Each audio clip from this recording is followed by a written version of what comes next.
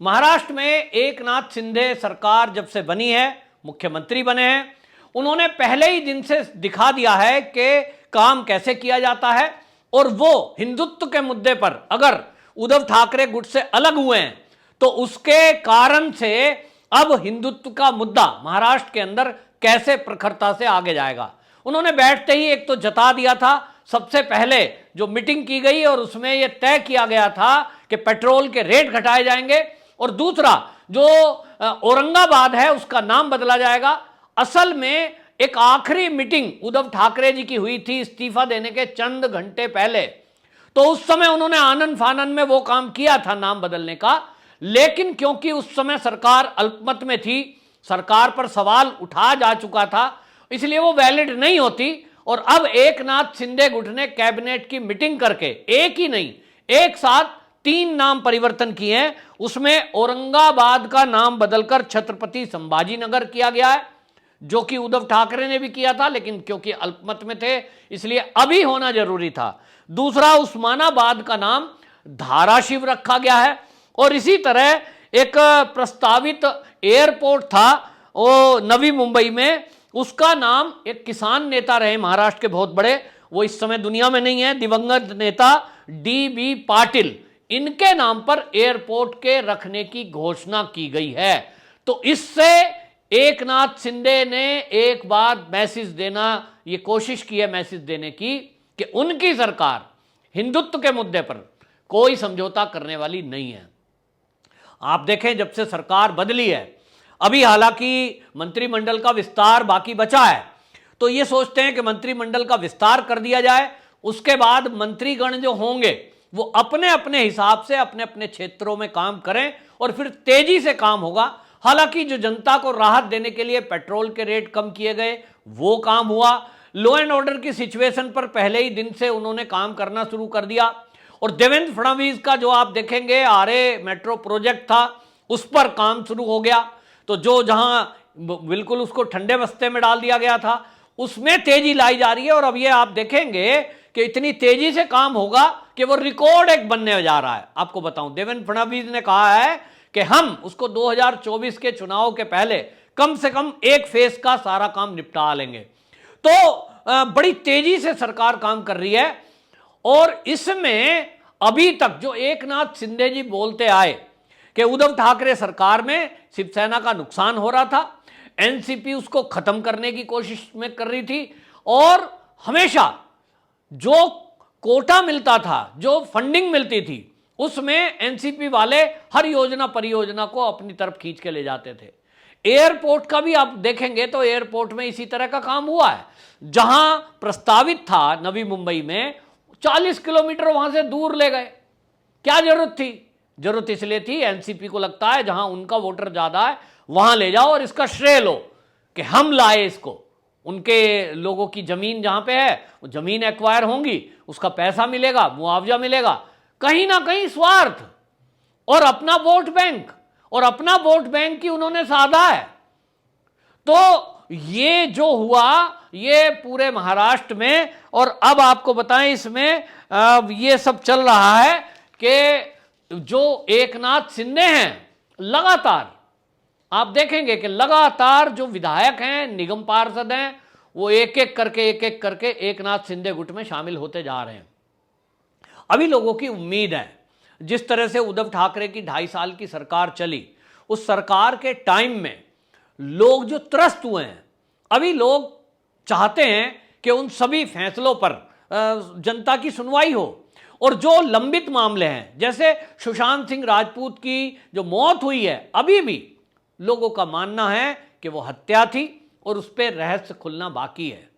तो सवाल अभी भी ये उठ रहा है कि क्या एक नाथ शिंदे अभी उद्धव ठाकरे को साथ लेने के लिए प्रयासरत रहेंगे, या अपने बल पर, जैसे भारतीय जनता पार्टी के साथ मिलकर अब मुख्यमंत्री बन चुके हैं, अपने बल पर आगे कड़े निर्णय लेंगे। अगर वो कड़े निर्णय लेंगे तो आपको बता दूं, जनता की राय है कि अगर इसमें उद्धव ठाकरे या उनके परिवार का कोई व्यक्ति या कोई उनकी सरकार में रहा मंत्री या कोई पुलिसकर्मी अगर इन्वॉल्व है और वो कहीं ना कहीं जुड़ा हुआ है सुशांत सिंह के रहस्यमय मौत के पीछे, अगर कोई कार्रवाई होती है तो महाराष्ट्र ही नहीं देश के युवा, और देश नहीं मैं तो विदेश के भी देखता हूं, लोग रोज एसएसआरएन के नाम से स्पेस बनाते हैं, रोज चर्चा कर रहे हैं। अभी बहुत लोगों को उम्मीद है इसमें कुछ खुलेगा।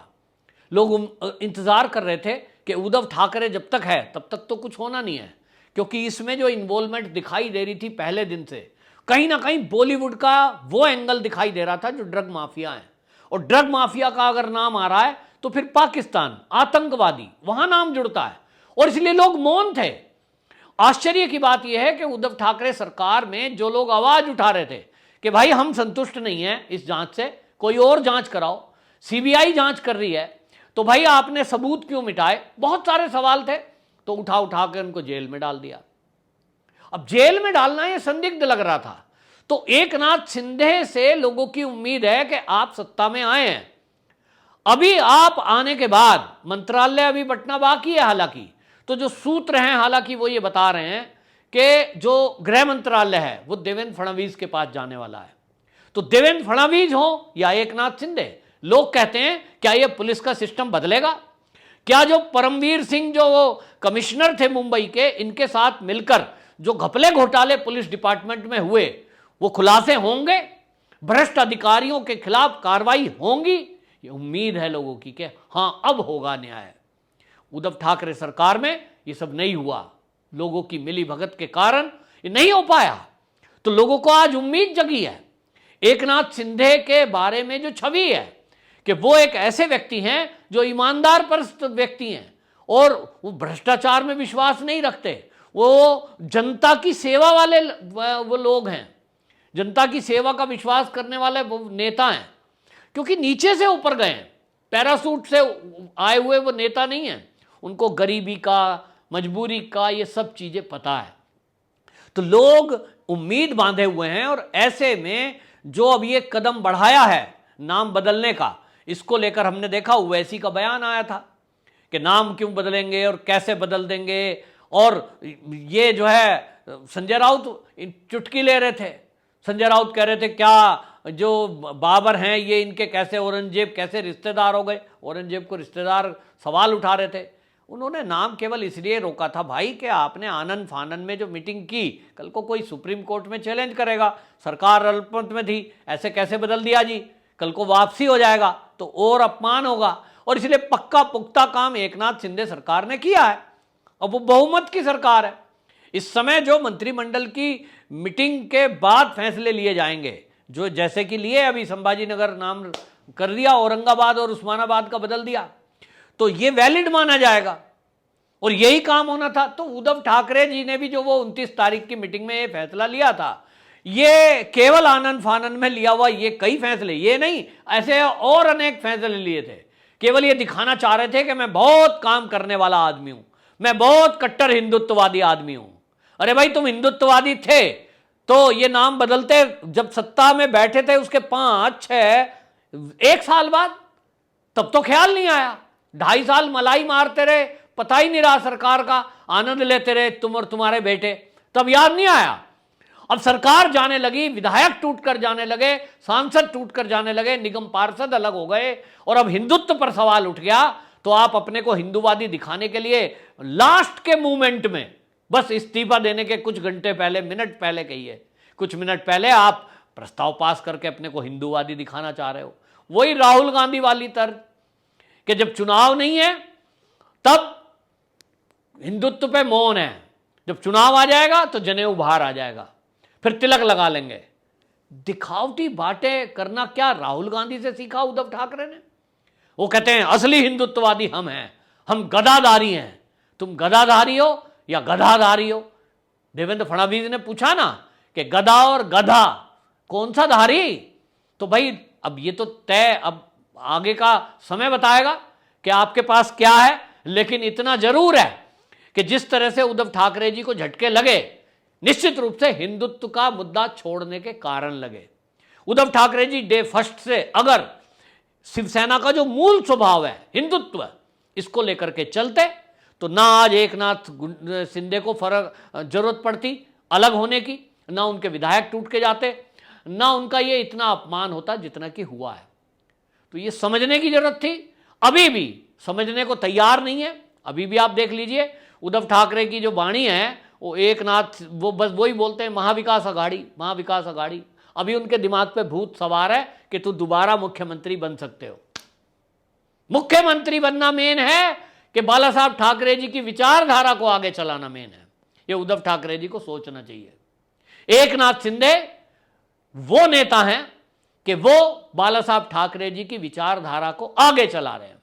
तो ऐसे नेता का साथ देना चाहिए या ऐसे नेता की खिंचाई करके उनका अपमान करना चाहिए, ये उद्धव ठाकरे और संजय राउत को सोचना चाहिए।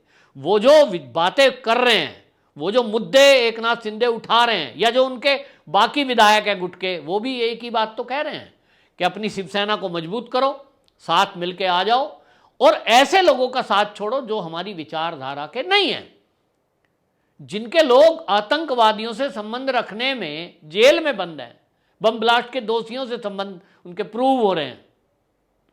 और जो सोनिया गांधी, अभी उनके खिलाफ अभी पता लग रहा है उनके सरकार में आईएसआई के एजेंट भारत में आकर पूरा भ्रमण करके गए, अतिथि बनकर उनके। क्यों ऐसे लोगों से रिश्ता रखोगे क्या? ऐसे चलेगी क्या शिवसेना? ये जनता पूछ रही है। उद्धव ठाकरे जी बुद्धि से सोचिए कि आप भारतीय जनता पार्टी जो राष्ट्रवादी पार्टी है, हिंदुत्ववादी पार्टी है, उसके साथ ठीक रहोगे या सोनिया और एनसीपी के शरद पवार के साथ? ये निर्णय आपको लेना पड़ेगा, क्योंकि नहीं लोगे तो अभी आपके पास जो मुट्ठी भर लोग बचे हैं ये भी चले जाएंगे, क्योंकि बीएमसी चुनाव के पहले नेताओं को यह तय करना होगा कि किसको किधर रहना है। वंदे मातरम।